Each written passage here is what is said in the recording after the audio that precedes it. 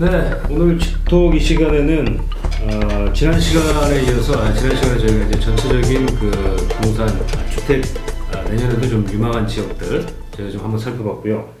이번 시간에는 그렇다면은 과연 이런 지역들을 언제쯤 어떠한 전략을 가지고 지켜보고 있다가 들어가야 될 것이냐.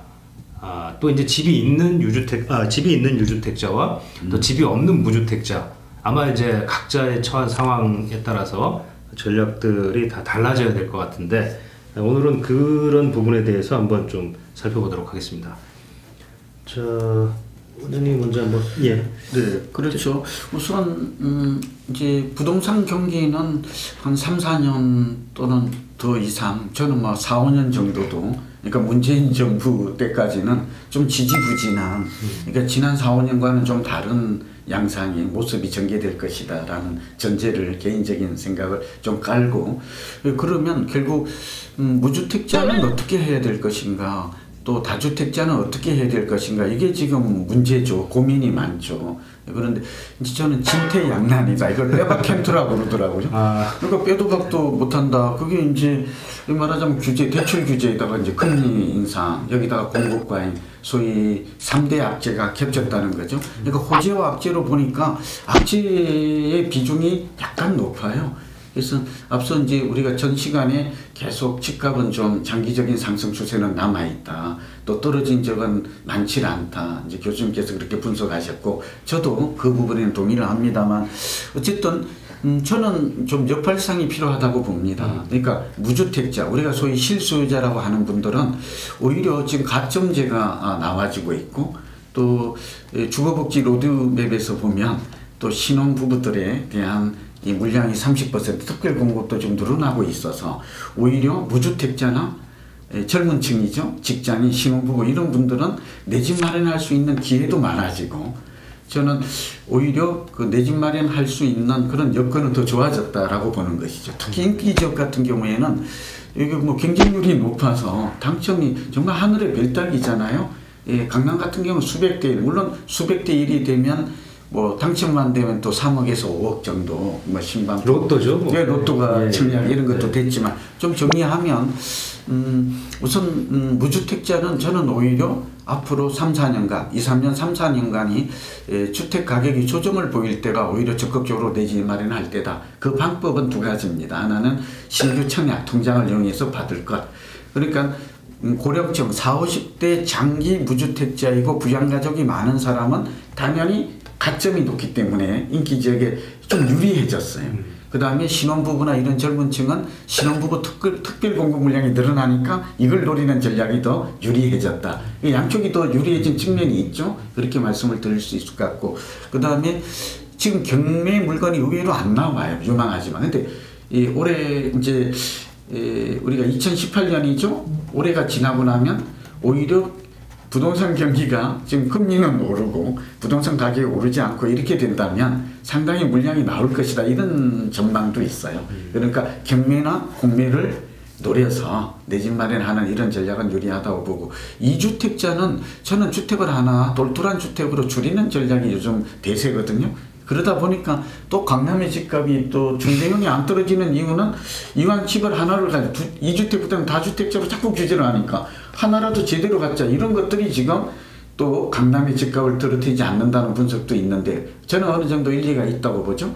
그렇게 해서 하나 정도는 줄이고 슬림화 가는 게 좋겠다. 3주택은 내년 4월 1일 이전에 2주택도 마찬가지입니다만 주택수를 좀 줄이거나 1주택으로 줄이거나 다운사이징이죠. 규모나 주택 가격 수를 줄이거나 아니면 임대주택 사업자로 좀 등록하는 이런 것들이 좀 결단이 필요할 것 같습니다. 예, 그 뭐 시점으로 봐서는 뭐 지역이 꼭 연관이 됩니다. 그 지방 같은 경우에는 뭐 내년 시점은 좀 좋지 않고 좀 더 가야 되는 게 아니냐, 하향 추세가. 근데 뭐 서울이라든가 부산 같은 대도시 같은 경우에는 뭐 내년도 그리 나쁘진 않다. 그 대신 이제 이벤트가 몇 개 있습니다. 금리 인상이, 추가 금리 인상이 있을 수 있고, 그리고 내년에 이제 재건축 초과이익 환수 뭐 헌법 소원까지 가 있지만 어떻게 될 것이냐. 그리고 정부에서도 4월 달부터 양도세 중과를 하게 되는데 그 여파가 어떻게 미칠까를 좀 살펴보고 사는 시점을 늦추는 게 좋지 않겠느냐. 다만 이제 아주 핫한 지역들은 시점에 상관없이 중장기적 전망은 괜찮으니까 해도 된다. 다만 조정은 견뎌야 된다. 그렇게 보여줍니다.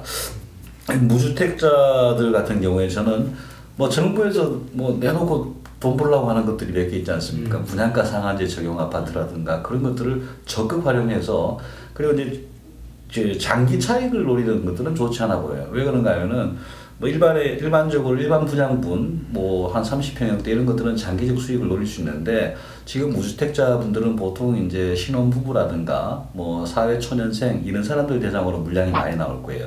그 물량들이 보통 보면은 단지화, 집단화되어 있는데 그런 중장기적으로 보면 슬럼화될 가능성도 있다는 얘기입니다. 그래서 중장기적 전망은 저는 별로 좋게 보지는 않는데 단기적으로는 굉장히 괜찮은 상품이다. 그리고 그걸 처음에 분양만 받으면은 뭐 기본적으로 피가 상당히 붙으니까 뭐 좀 살펴봐야 된다는 거고 다주택자 같은 경우에는 이제 그 자금력에 따라 차이가 있다고 보여집니다. 뭐 이렇게 양도세 중과하는 게 뭐 한 10년, 20년 갈 거냐? 제가 보기엔 그렇지는 않거든요. 자기 본인 연령이라든가 자금력에 따라서 대출이 많다 그러면 처분하는 게 맞고 그 뭐 여러 개 정리해서 가장 유망한 자산 한쪽으로 몰아가는 게 좀 좋지 않겠나라고 보이지만은 난 아직도 뭐 건강하고 앞으로 살아갈 날이 더 많다. 그리고 자금력도 좋다. 그럼 그냥 버티는 것도 저는 괜찮다고 봐요. 버티기요. 정부 정책에 좀 반환되긴 하지만은 그런데 뭐 강원도에 땅을 갖고 있고 이런 건 아니고 대도시에 어느 정도 그 유망한 상품이다 그러면은 버티면은 뭐 한 5년 10년 지나면 양도세도 바뀌지 않겠습니까? 전 세계적으로 세금 영원한 제도라는 건 뭐 없으니까요. 그래서 그 사이에 이제 자기가 세금이라든가 이런 자금력이 있다면은 특히 이제 최근 30년 또는 10년을 봐도 강남 집값 상승률은 뭐 물가 상승률, 금리 상승률보다 훨씬 높습니다. 서너 배 정도. 예, 그러니까 항상 그 버티는 것도 하나의 작전이 될 수 있다. 다만 자기 자원금이 좀 있어야 된다. 그런 겁니다. 그래서 시점을 보면은 4월달 양도세 중과가 굉장히 중요한데 저는 이제 정부에서 뭐 내놓고 이제 하는 지표를 저는 좋아하는 게 장관들이 반 이상 팔았다. 그러면 파는 게 좋을 것 같아요.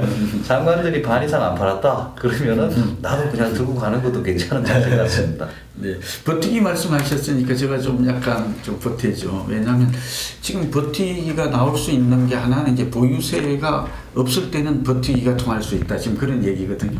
그러니까 이제 그런 얘기인데 이제 보유세가 카드가 솔솔 나오니까 이걸 좀 보면서 판단해야 되지 않을까. 변수가 될 수 있고요.